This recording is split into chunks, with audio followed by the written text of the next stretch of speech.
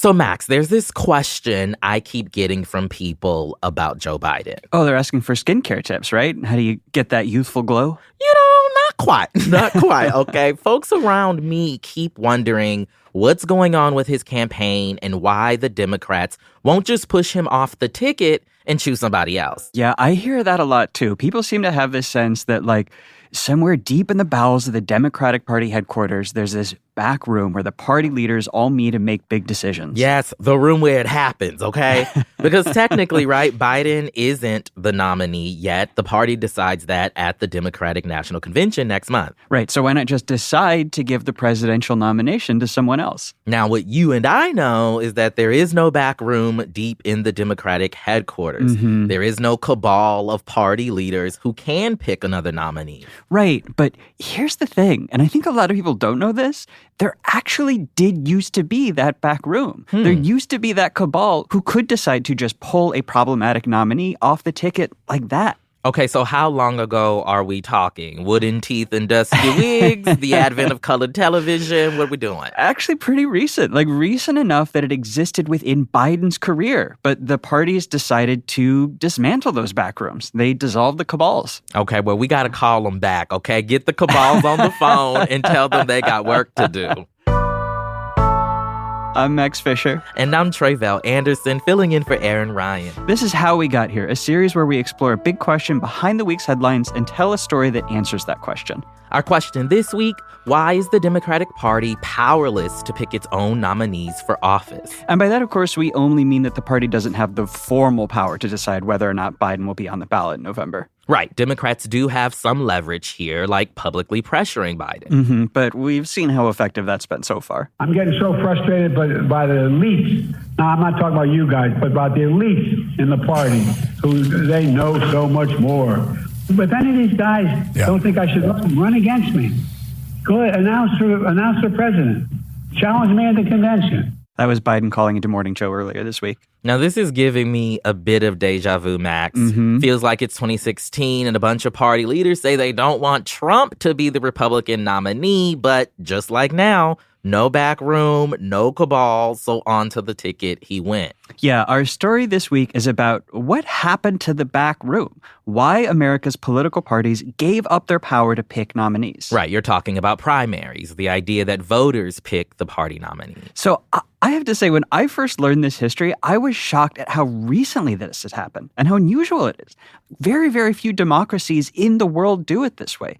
And this story, I feel, overturns so many assumptions that I had about the way that democracy is quote-unquote supposed to work. Well, does it work? Well, that's the question.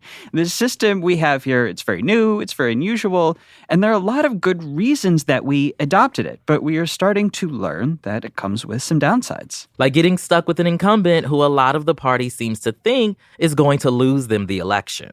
Here to help us tell this story is a Johns Hopkins political scientist named Daniel Schlossman. Daniel literally wrote the book on this story along with his co-author Sam Rosenfeld. It's called The Hollow Parties, the Many Past and Disordered Present of American Party Politics. Okay, timely title. Here's part of my conversation with Daniel where he describes how all this came about. Could you talk about the way that this process used to work before the changes of the 1970s? How were party nominees selected? So let's start off in the beginnings of the National Convention, which is that starting in 1832, parties have chosen their nominees, as they still formally do, at national conventions. And national conventions are places where each state and territory has delegates, and those delegates vote until a nominee gets a majority of the delegates, and then that person is the nominee for president. Up until 1936, the Democrats required 2/3 majority for delegates, which turns out to have had important implications for a long time as a bulwark of Jim Crow and Southern power. Delegates still formally choose the nomination. Now, how are those delegates chosen? They were, for a long time, chosen by and representatives of state party organizations and not chosen by the public, but by the state parties themselves. And the state parties themselves might have been formally elected, but was a very, very indirect process. Very little direct popular participation.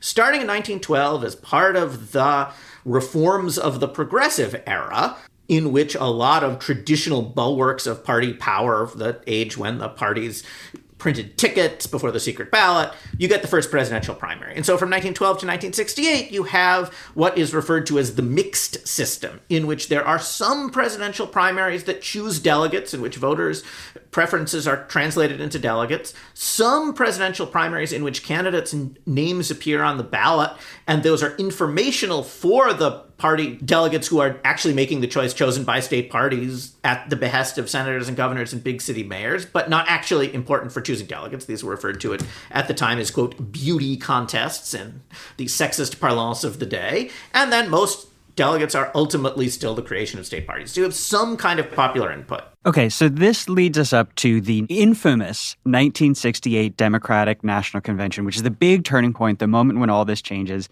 And of course, we all know the story of, there were riots, there were cops in the aisles beating people. The reason that all of that happened, or the main reason, the big trigger for that, was that the party delegates, who, remember, for 100 years were the people who were just party elites, state party leaders. They were the people who picked the nominee, not voters. Mm-hmm. The party delegates had chosen Hubert Humphrey as the Democratic candidate for president in that year's election. And that was very controversial because Hubert Humphrey was pro the Vietnam War. And there was another guy, George McGovern, who was arguably more popular with Democratic voters, the people who would have picked him if they'd had primaries, who got shut out. And this was one of the things that led to the protests and the riots, this feeling that hey, the party has reached over its own voters and picked someone who we, the Democratic voters, don't like, leads to all of these protests. But let's talk about the old system. Mm-hmm. What are your kind of thoughts? What are your reactions to this way that we used to do it? Well, it sounds bad. It sounds not good for people who look and live and love like me. You know what I mean? Yeah, right. When you have a very specific set of people who are making all of the decisions based on their interests, right? And not necessarily the interests of, the broader population. Right. And even in the interview, right, he spoke about how, right, there's a racist history here, a sexist history here. Right. So we know that not all perspectives, right, were even represented with this group of people who were said to be representatives, right, of the community. And so my initial reaction is that, okay, maybe making the shift was, a good thing. Right. And I think that racist history of the way that we used to pick party nominees is especially pronounced in the Democratic Party because the Southern Democrats, they were all invested in Jim Crow, right? This was the racist, white Southern Democratic Party that kept black voters out specifically by the party would only pick white candidates and would only pick white candidates who were in favor of maintaining Jim Crow. So this old system was very much a crucial part of upholding Jim Crow in America and upholding racism. So you said it's not always representative because it's just what do the party elites want the party to be? And it was used to enforce ideological limits. And that also, we will come back to this in a minute, that also turned out to be a good thing in some ways. But it was meant to be let's have a nice centrist, moderate consensus among the two parties. And because the parties get to pick who the candidates are, they can say we're not going to have socialists, we're not going to have people on the far right, we're just going to have people who are kind of in this comfortable middle. So I asked Daniel Schlossman to explain why we had this system. Because my initial reaction was well, it seems there's a lot of very obvious downsides to this, especially when you see they picked the pro-war candidate because that's what the party elite wanted. Beyond the fact that this was just how things were done, were there important benefits from the system? And our conversation eventually led into why this system ended and what it was replaced with. So listen along. What we're seeing is the upsides or the goals of party leaders in picking on their own accord who was going to go on the ballot or not go on the ballot. That this is a system, more or less, of peer review. That politicians who had seen other politicians in action would try to find the nominee who would best serve their collective political purposes. And they had seen governors, senators, occasionally representatives, seen how they had played politically, had a sense of how they would do as president, had a sense of how they would electorally raise or lower the party's fortunes. And this is not a system in which the goal is intra-party democracy. The goal is winning in November. And politicians set other goals. They've got policy preferences. But the point is what the criterion was not.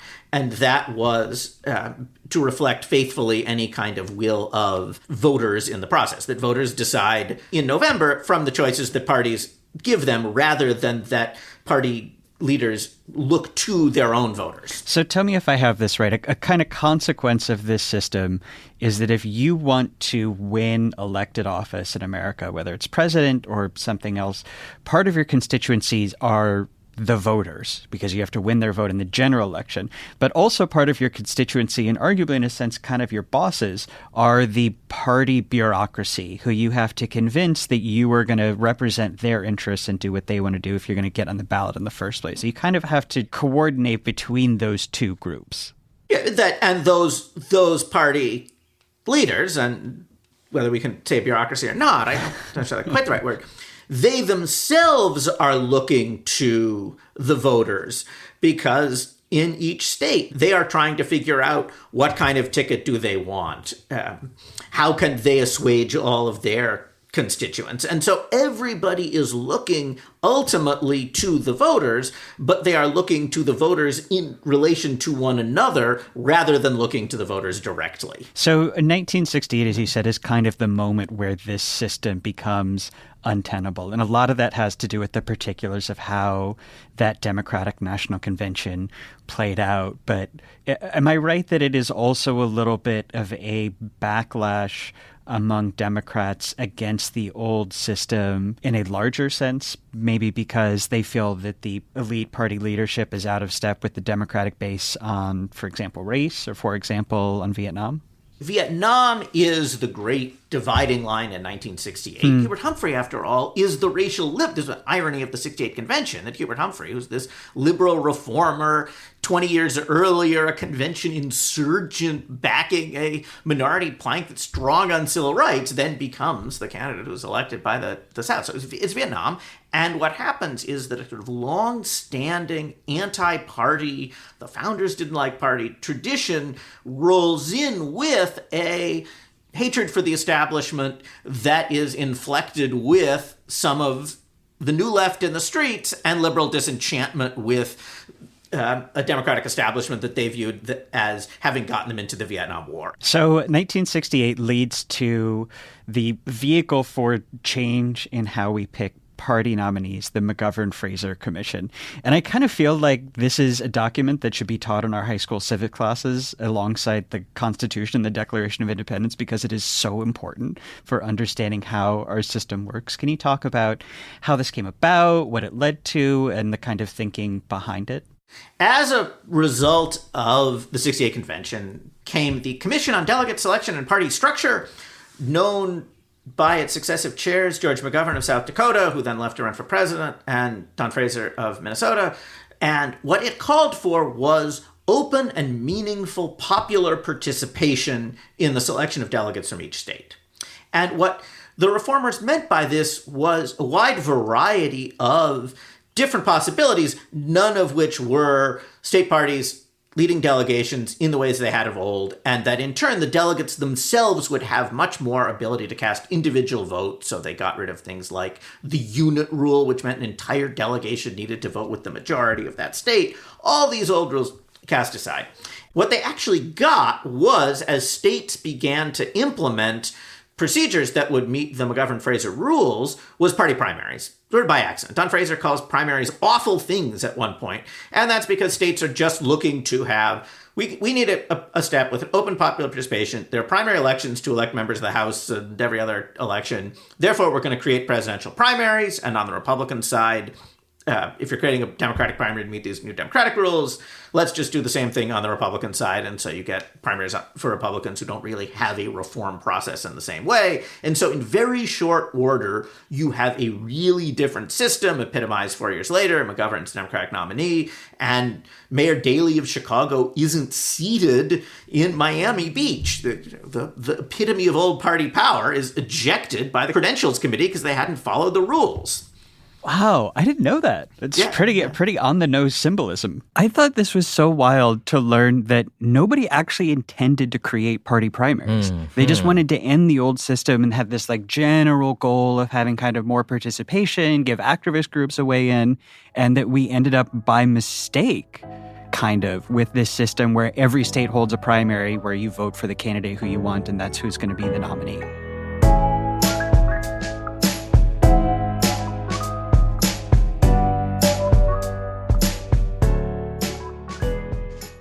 What a Day is brought to you by Vuori.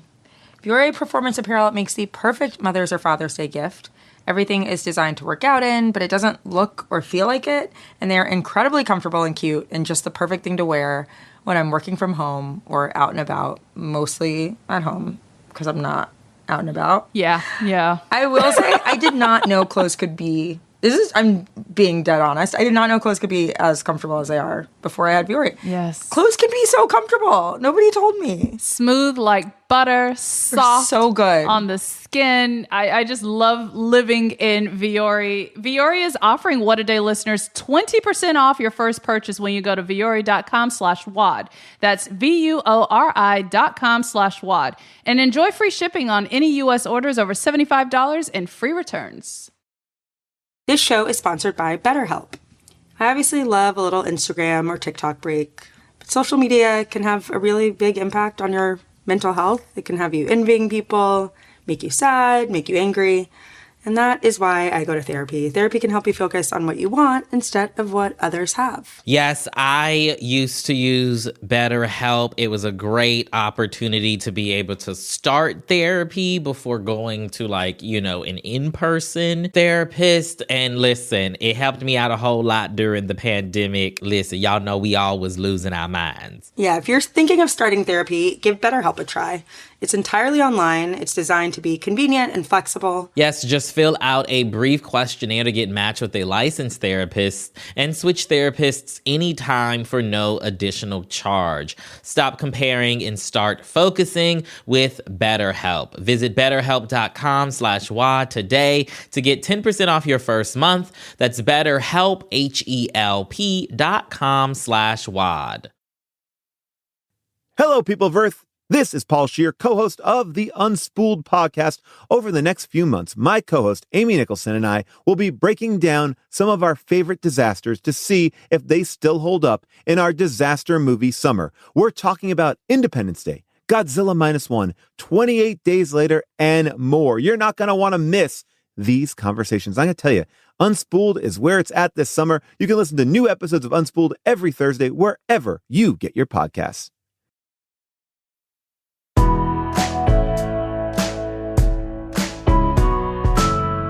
So we ended up with this system. It's what we have. Replace the old primaries. Now people vote for their nominees. Mm-hmm. What do you think? What are the pros of this system? What we've seen is that it has allowed, minority folks, LGBTQ communities, folks, from historically excluded communities to have a voice, right? To be able to platform, whether it's advocates, whether it's outsiders, right, that represent their perspectives. It's one of the reasons why we keep hearing about the Latino vote and the Black vote right now, because it's become, right, an important part of this political process, at least on the Democratic side of things. I also think about how it sort of allows the broader populace to have some sort of accountability, right, of their leaders as well. You don't like how somebody, did something, vote them out the next go around. Mm-hmm. Yeah, you're right. It breaks us out of this binary choice between, it's like, well, here's who the Democrat and the Republican Party gave us, and we have to choose between them.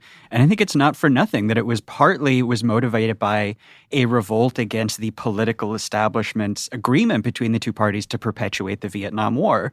And it was also a reaction against the fact that the Democratic Party had used primaries to enforce racist Jim Crow policies in the South. And opening up primaries is part of how you get so many lawmakers, candidates of color in the South specifically.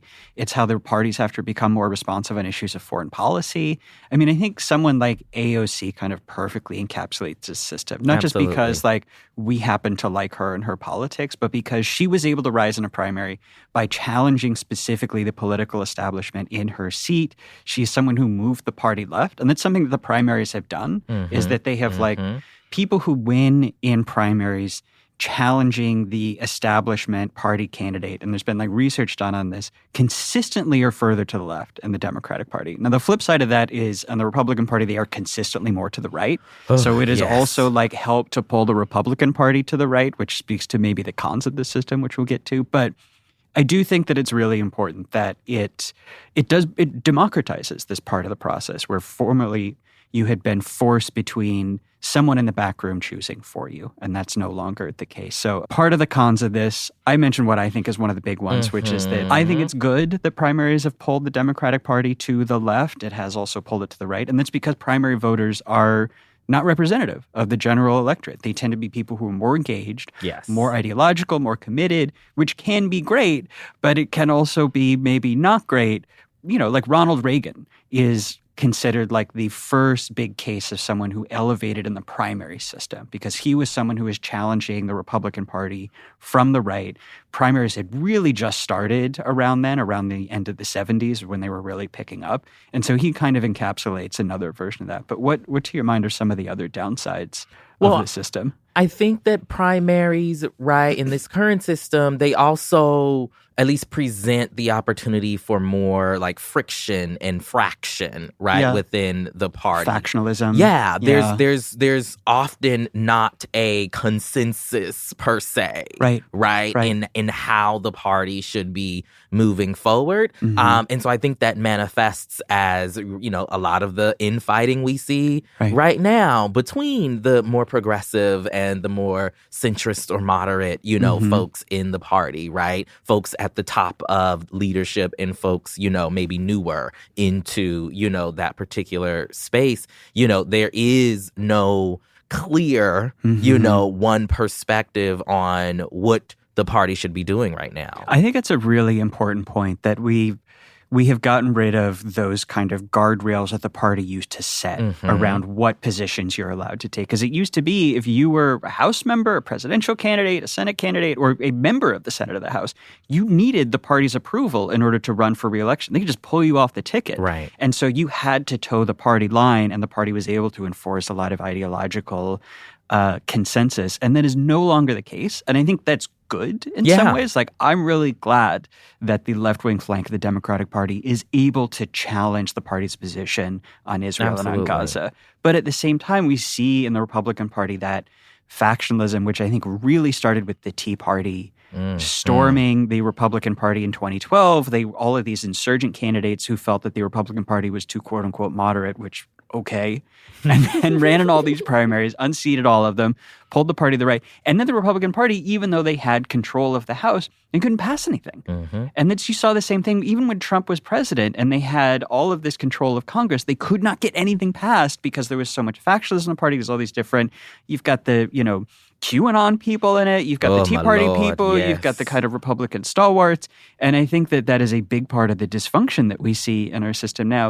At the same time, I also think about there's like basically one other case of a big democracy adopting primaries like we have. Because the thing that we came up with is very new and very unusual. The UK started copying it they started adopting it gradually in the 2000s, and then around like 2010, they had kind of started adopting primaries more widely because they were like, look, America has more democracy in their parties. This is great.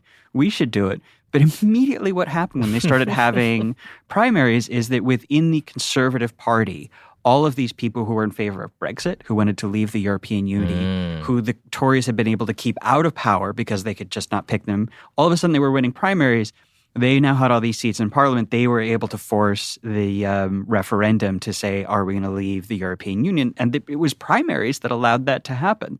I think a lot about this quote from a woman, a political scientist at George Mason University named Jennifer Victor.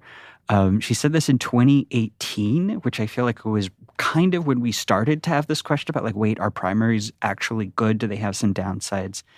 I really like the way she put this. She said, quote, "It's counterintuitive, but democratizing parties will ultimately harm democracy. Democracy requires institutional forces of coordination to enforce collective action. Comes in many forms. All of them can be called leadership. Without them, we're all just in Lord of the Flies." I don't know if I 100% agree with that, but I think it's a very interesting way to put it. It is super interesting, which leads me to wanting to understand a bit more about what all of this means for what we're seeing unfold right now. And so I call called up political commentator and author Keith Boykin, who also worked in the White House under former President Bill Clinton. Here's part of my conversation with him, in which he basically says that we should respect voter primaries. My question to you is the various efforts that we see some Democrats trying to undergo, right, to try and get Biden to not be the party nominee, to try to get some sort of consensus around that. Do you think it'll be successful? Because, Biden, I feel like is, putting his heels in. He's daring people to challenge him at the convention. Do you think this effort is going to be successful?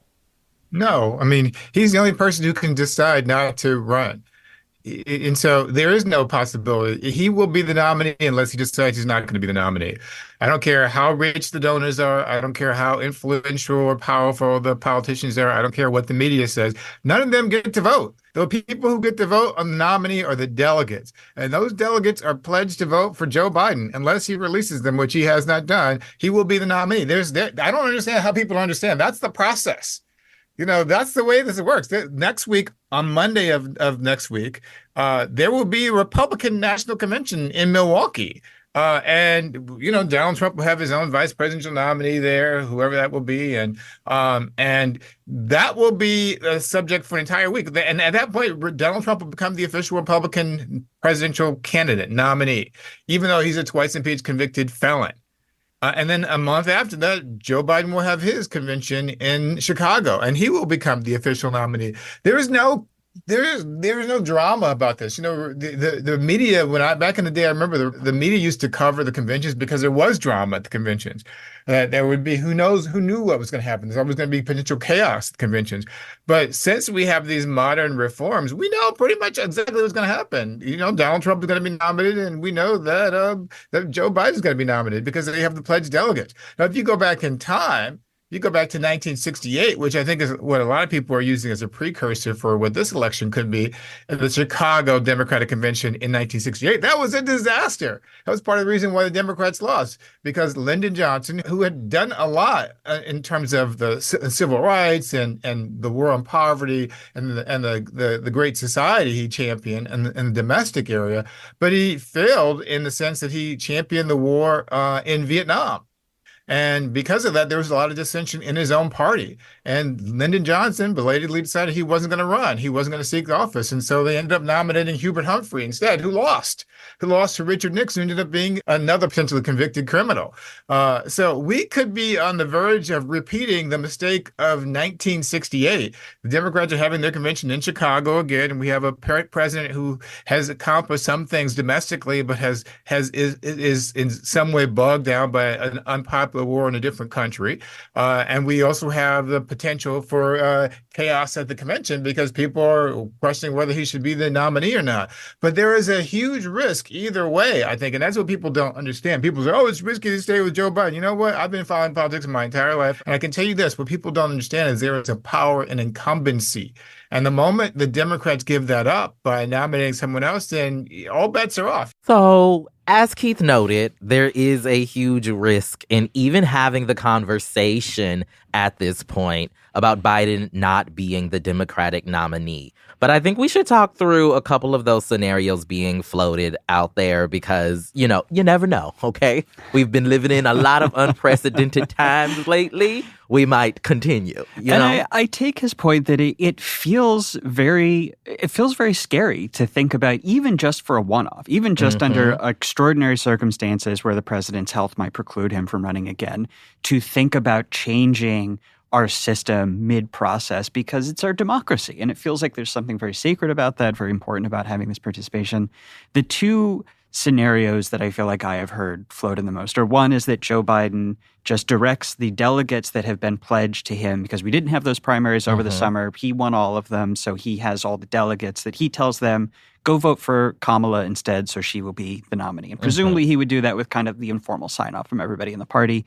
The other is that he says, okay, it's a contested convention. I release my delegates, and a bunch of people are just going to go to Chicago, and they're going to do a lot of politicking. We're going to reopen the back room, and you're going to go into the back room, and you're going to try to argue to the delegates your case for why that you should be picked. So how do you feel about those? Because I take Keith's point that they feel scary. Yeah, both. Very scary. I think a contested convention in particular, it gives messiness, it gives chaos, it gives, and I don't think any of us want that, I think at this stage, everyone would prefer that this just go off without a hitch as smooth as possible, whatever, decision we go with. On the other hand, the Kamala idea, I know of a lot of folks who are just like, well, she's the vice president. If he's going to give up the office to anybody, right, it should be to her, in theory, because we also kind of co-signed her when we voted him in. Right, on the chain of succession. Yeah. She's already been there. And then, on the flip side, right, is it undemocratic because, voters didn't have the opportunity in this moment, right, to say, we want her to be our candidate. Right. So a point that a lot of people have made who are arguing against Joe Biden dropping out is that it would be anti-democratic because Biden already won the 2024 Democratic primaries. But I want to challenge that a little bit because, yes, it is true that that happened in the sense that there was a ballot box and you could go over the course of the summer if you were a Democrat and you could vote for Joe Biden or for somebody else. But I don't know how much of a Democratic contest that really was in the sense that the party elite actually did play a very big role there in clearing the field to ensure that there was no viable challengers on the ticket. And there were like moments where it was like, well, Bernie run. And it's like, no, everyone understands that the party is going to coordinate to ensure that this is an anointing rather than a genuine democratic process. So I think it was kind of like more technically democratic than genuinely democratic. Yeah, I think you're right there. But let me bring Keith Boykin back in here because he's actually very certain that this idea, right, of pushing Biden off the ticket would be a step backward for democracy. The backroom deals of the past, that goes back to the 1950s and 60s when people would get in the room and make those decisions. But since the early 1970s, there have been reforms instituted, including the primary process, that has made it more democratized so that everyday people get to decide who the nominee will be. That's why we have contests all across the country. People in every state get to vote on whether they want to support one candidate or another. And those delegates who are selected, they're committed to vote for the candidate that they were chosen to represent by the people. So there was a process in place, and you can't just have somebody come in because you're an elder in the Democratic Party. I don't care who you are, whether you're Barack Obama or Hakeem Jeffries or Chuck Schumer or a rich donor. You don't have the authority to come in and undermine the votes of millions of people who cast their ballots in this primary process. That's just the way the system works.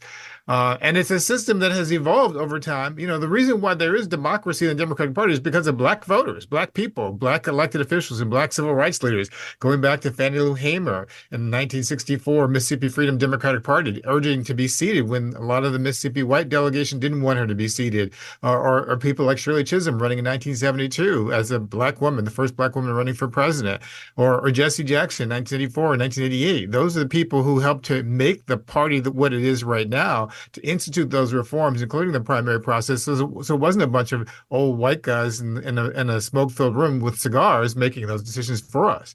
Now, Max, that seems like a very convincing, point from Keith there. Do you think he's right that ignoring the votes of millions of people who voted for, President Biden to be the nominee yet again is a rollback in a way of this democratic process that we say we're trying to have here? I get his point, and there is something that feels very important about, democracy should only move in one direction, right? Things should only become more democratic, and then we should never roll it backwards. And I do get that.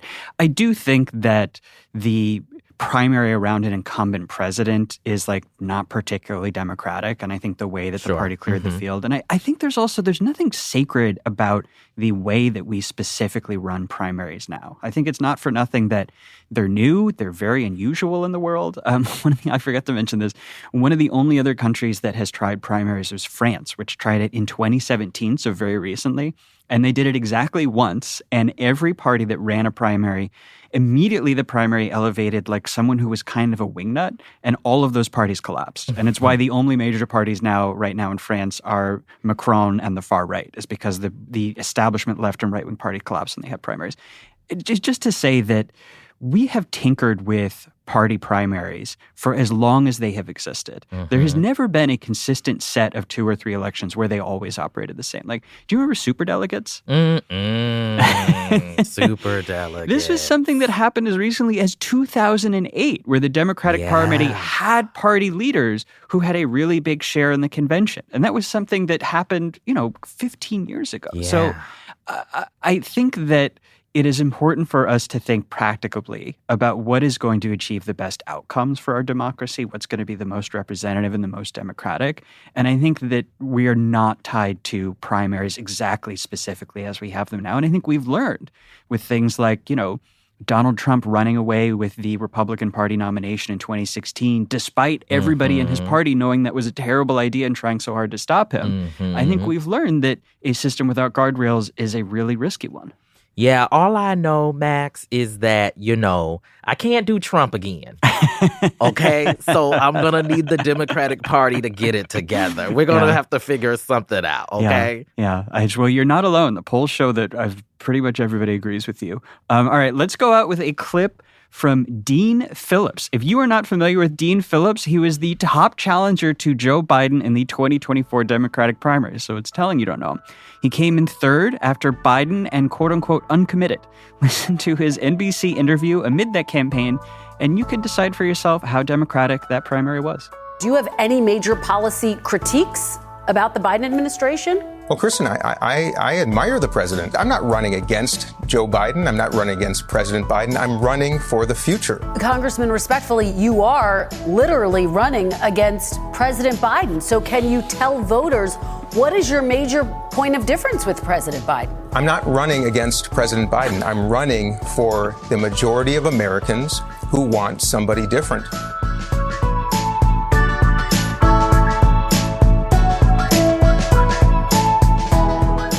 How We Got Here is written and hosted by me, Max Fisher, and by Aaron Ryan.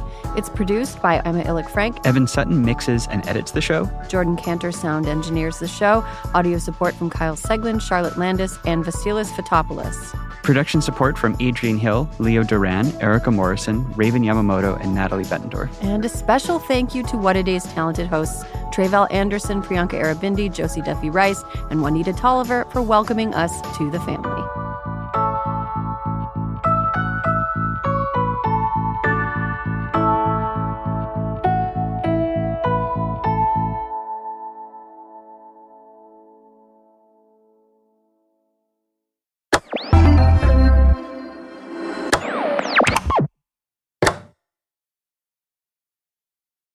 Hello, people of Earth. This is Paul Scheer, co-host of the Unspooled podcast. Over the next few months, my co-host Amy Nicholson and I will be breaking down some of our favorite disasters to see if they still hold up in our disaster movie summer. We're talking about Independence Day, Godzilla -1, 28 Days Later, and more. You're not going to want to miss these conversations. I'm going to tell you, Unspooled is where it's at this summer. You can listen to new episodes of Unspooled every Thursday, wherever you get your podcasts.